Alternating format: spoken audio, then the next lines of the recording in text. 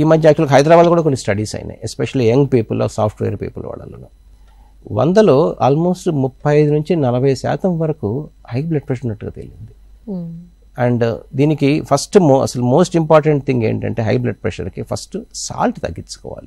మనం వాడే దాంట్లో ఉప్పు శాతం, పచ్చళ్ళు, తర్వాత వ్యాయామం, రెగ్యులర్గా వాకింగ్ చేసిన, సైక్లింగ్ చేసిన, వ్యాయామం చేస్తే ఆ నెంబర్ ఏదైతే అప్పర్ నెంబర్ కానీ లోవర్ నెంబర్ కానీ అంటే ఆల్మోస్ట్ 8 to 9 పాయింట్స్ తగ్గే అవకాశం ఉంటుంది. సో మందులు లేకుండా, అంటే మైల్డ్ హైపర్ టెన్షన్, కొద్దిగా బ్లడ్ ప్రెషర్ అనుకోండి మైల్డ్ బ్లడ్ ప్రెషర్ అంటాం, అలాంటి వాళ్ళు మెడిసిన్స్ లేకుండా వ్యాయామం చేసి తర్వాత ఆహార నియమాలు పాటిస్తే మందులు అవసరం లేకుండాను మీ బ్లడ్ ప్రెషర్ తగ్గించుకోవచ్చు. ఇది కొద్దిగా నెంబర్ ఎక్కువ ఉంటే మైల్డ్ హైపర్ టెన్షన్. కానీ కొంతమందికి 160 అంటే 160-150 అబవ్ ఉంటుంది. అలాంటి వాళ్ళు తాత్సారం చేయకుండా డెఫినెట్గా మెడిసిన్స్ తీసుకోవాలి. సో బ్లడ్ ప్రెషర్ రిడక్షన్కి స్ట్రోక్ రిడక్షన్ చాలా లీనియర్ ప్యారలల్ ఇది ఉంటుంది అనమాట. మీరు బ్లడ్ ప్రెషర్ ఎంత బాగా తగ్గించుకోగలుగుతారో మీ స్ట్రోక్ని రాకుండా అంత బాగా దాన్ని నివారించవచ్చు. సెకండ్ చూస్తే మనకి డయాబెటీస్ అంటే మధుమేహం.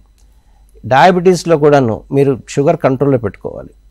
సో ఫాస్టింగ్ బ్లడ్ షుగర్ 140 కన్నా తక్కువ, పోస్టెన్స్ బ్లడ్ షుగర్ 180 కన్నా తక్కువ, అండ్ HbA1c అంటాం అనమాట. అంటే 3 months యావరేజ్ బ్లడ్ షుగర్ అది చూపిస్తుంది. అది కూడాను చాలా స్ట్రిక్ట్గా 7 లోపల పెట్టుకోగలిగితే స్ట్రోక్ రాకుండా, ఆర్ స్ట్రోక్ వచ్చిన వాళ్ళకి మళ్ళీ ఇంకోసారి స్ట్రోక్ రాకుండా కూడా